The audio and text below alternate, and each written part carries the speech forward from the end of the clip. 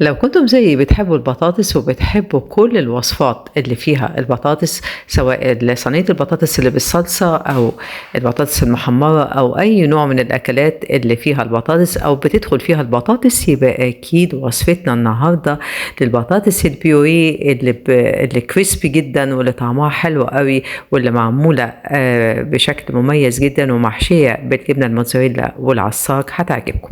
لو أول مرة تشوفوني، أنا دكتورة سهى. أتمنى تشتركوا في القناة وتعملوا لي لايك وشير.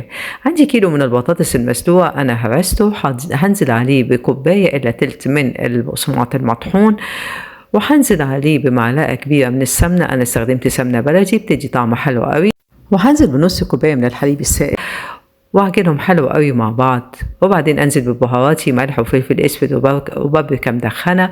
مش بحب احط بهارات كتير علشان ما تتغيرش طعمها. وهنزل بمعلقه صغيره من بيكنج باودر اللي بتخلي البطاطس بتاعتي هشه وما تبقاش مكتومه، وهعجنهم حلو قوي.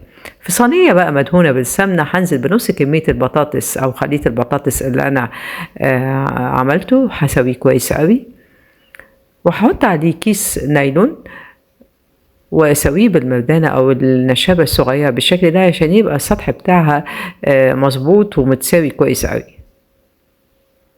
وبعدين هعمله من الجهة التانية علشان اضمن ان الطبقة اللي تحت تبقى متساوية حلو قوي ومظبوطة بالشكل اللي حضرتكم شايفينه ده. وبعدين هنزل بطبقة من الجبنة الموتزاريلا وطبقة من العصاج وبعدين طبقة تانية من الجبنة الموتزاريلا بالشكل ده، وابدأ احط الجزء التاني من البطاطس اللي حفيته بين ايديا كده واحطه فوق طبقة الحشو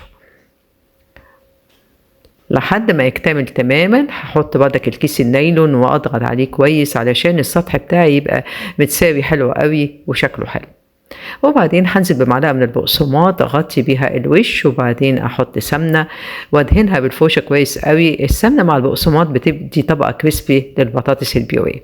هدخلها الفرن عشان تطلع بالمنظر الجميل ده. متاخدش وقت، يا دوب الوش بيحمر لان كل المكونات بتاعتي مستويه كويس قوي.